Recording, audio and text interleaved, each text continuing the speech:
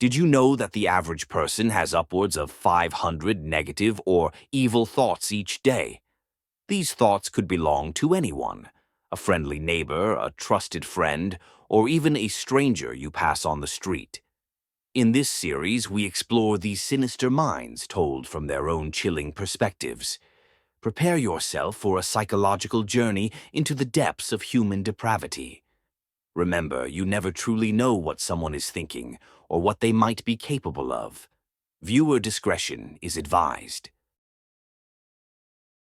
I have always believed that people are like clay, waiting to be molded into masterpieces. My name is Dr. Gregory Thorne, and I am a life coach. But not just any life coach. I'm the best there is.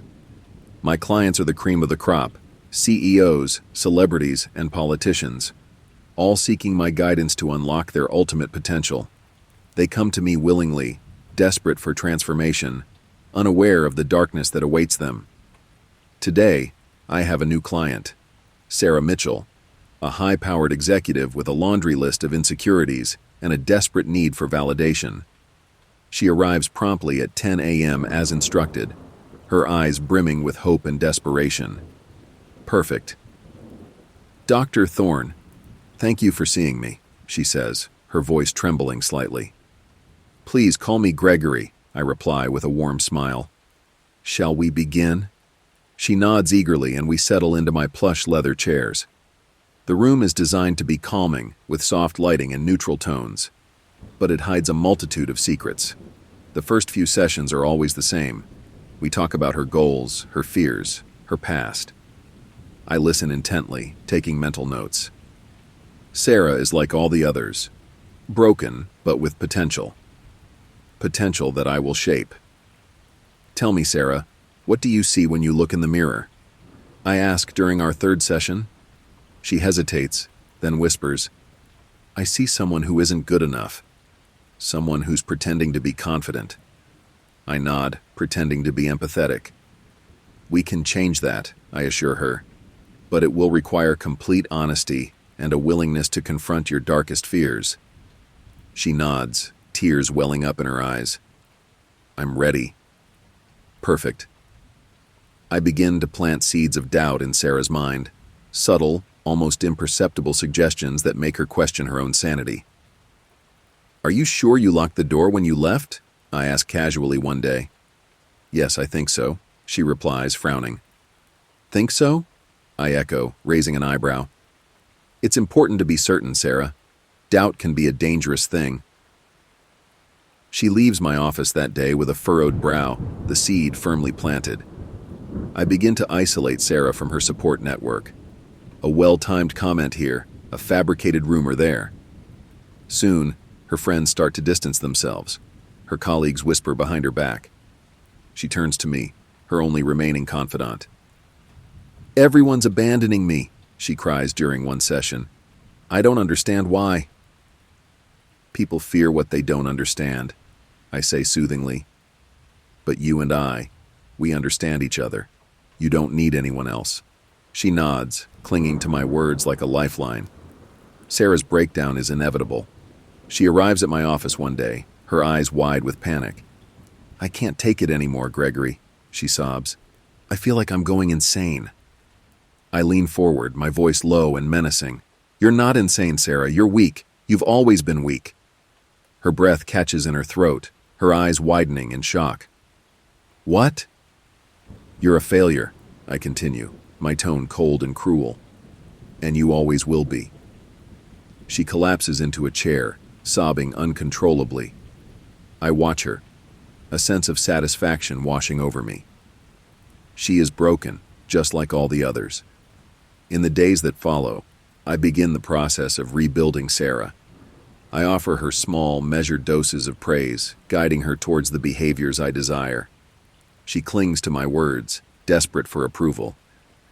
You're doing well, Sarah, I tell her one day. You're becoming stronger. She smiles weakly, a flicker of hope in her eyes. Thank you, Gregory. But the damage is done.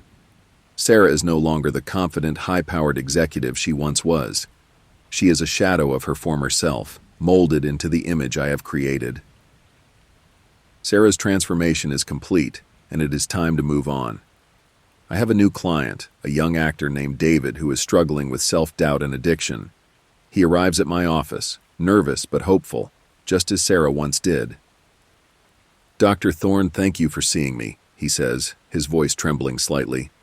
I offer him a warm smile. "Please, call me Gregory. Shall we begin?" As I listen to David talk about his fears and aspirations, I feel a familiar thrill. The cycle will begin anew, the process of breaking and rebuilding another soul. I am the sculptor, and they are my clay. David is different from Sarah, younger, more rebellious. He challenges me, questions my methods. But that only makes the game more exhilarating. "Why do you think you need my help, David?" I ask during our second session. He frowns, leaning back in his chair. "I don't know if I do.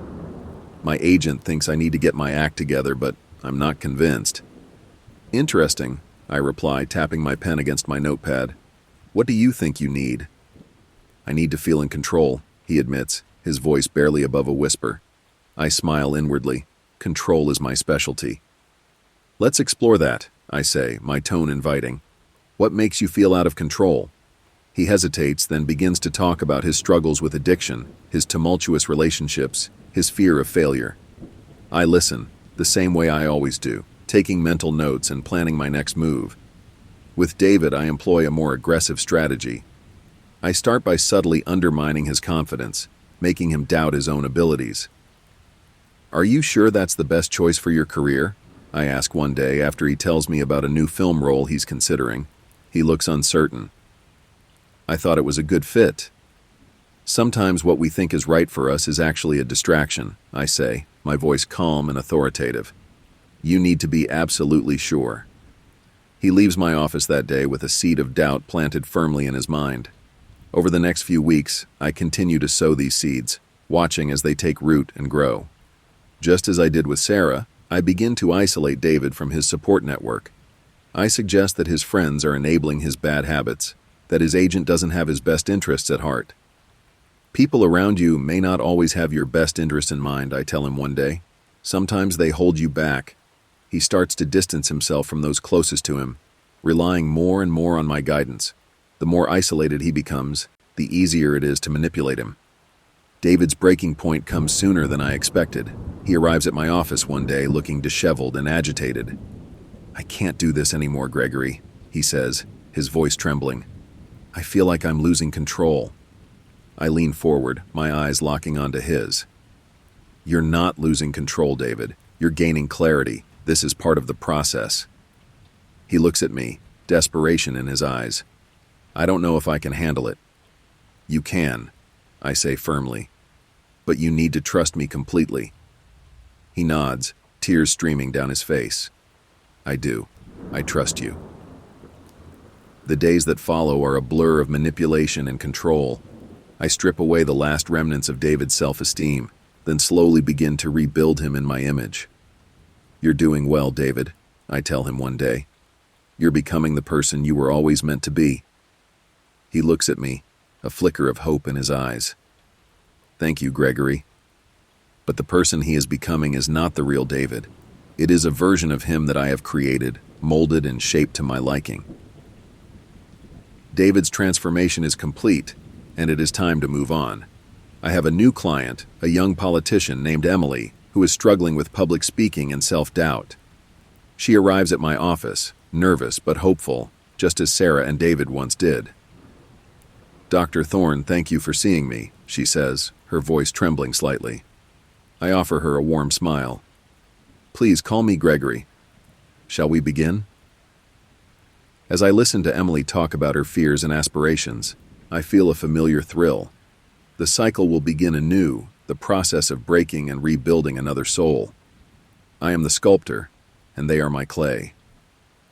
Emily is different from Sarah and David, more intelligent, more driven. She poses a new challenge, and I relish the opportunity. "Why do you think you need my help, Emily?" I ask during our second session. She frowns, leaning forward in her chair. "I know I have the potential to be great, but something is holding me back." "Interesting," I reply, tapping my pen against my notepad. What do you think that something is? I don't know, she admits, her voice tinged with frustration. That's why I'm here. Let's explore that, I say, my tone inviting. What are your biggest fears? She begins to talk about her fear of public failure, her imposter syndrome, her strained relationships. I listen, the same way I always do, taking mental notes and planning my next move. As the camera fades to black, I lean back in my chair, a sense of satisfaction washing over me. The video is perfect, capturing the essence of my work. The world will never know the true depths of my methods, the darkness that lies beneath the surface.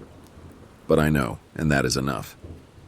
Before you turn off this video, let me leave you with a thought. The next time you seek advice, be careful whom you trust. Not every guide has your best interests at heart. Some, like me, seek only to manipulate and control. You see, I know what you fear. I know your insecurities, your doubts, your darkest secrets. And I can use them against you, bend you to my will, make you question your very sanity. All it takes is a warm smile, a gentle touch, a few well-placed words. So, be vigilant, question motives, guard your mind, because you never know what darkness may lie beneath a seemingly helpful smile. Remember, and you too could be my next victim.